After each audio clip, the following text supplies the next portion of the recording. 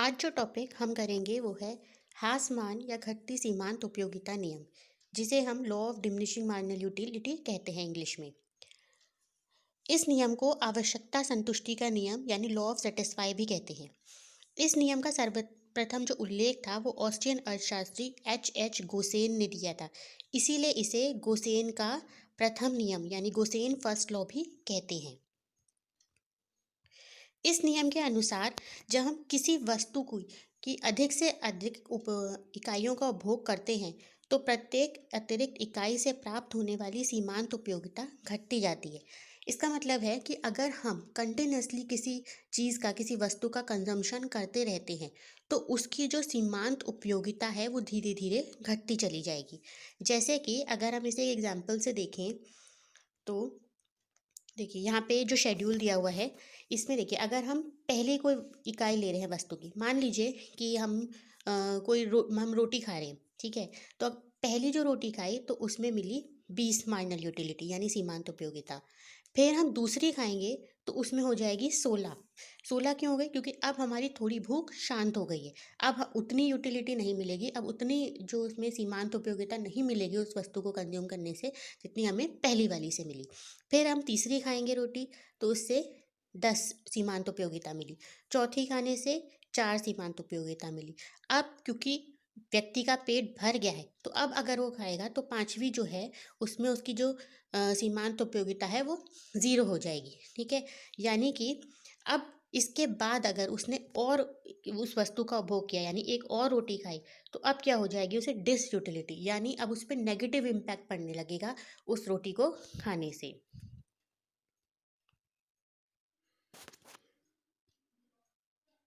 अब इसको हम एक ग्राफ से देखते हैं। देखिए एक्स एक्सिस पे जो हमने लिया है वो है इकाइयाँ ली हैं और वाई एक्सिस पे सीमांत उपयोगिता ली है। अब पहले जो इकाई है उस पे कितनी सीमांत उपयोगिता है? 20। दूसरे पे 16। तीसरे पे 10।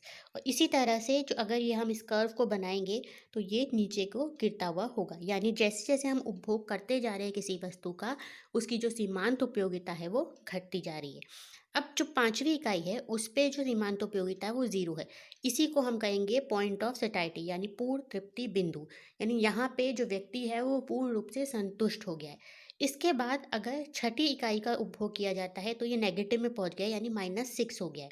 तो इसमें यानी कि जो उपयोगिता है वो ऋणात्मक हो गई है, यानी अब नेगेटिव इम्पैक्ट पड़ रहा है वस्तु के उपभोग। अब हम इस नियम की मान्यताएं या आवश्यक शर्तें देखेंगे। जो पहली शर्त है वो है वस्तुओं का उपभोग निरंतर क्रम यानी कंटिन्यूस होना चाहिए। यानी इकाई जो है वस्तु की जो इकाई है उसका उपभोग जो है उसका समय अंतराल नहीं होना चाहिए, मतलब टाइम गैप नहीं होना चाहिए, उसमें कंटिन्यूसली कंजम्पशन होना चाहिए।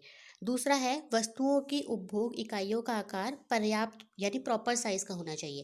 यानी कि अगर हम चाय की बात कर रहे हैं कि अगर हम चाय का पहले कप चाय का दूसरा कप, तो हम चाय के कप मतलब एक कप से हम मेजर करेंगे, एक चम्मच चाय से हम मेजर नहीं करेंगे, ठीक है। तो जो आकार होना चाहिए वो पर्याप्त होना चाहिए वस्तु का। फिर तीसरा है सभी वस्तु इकाई आकार व बनावट में एक समान होनी चाहिए।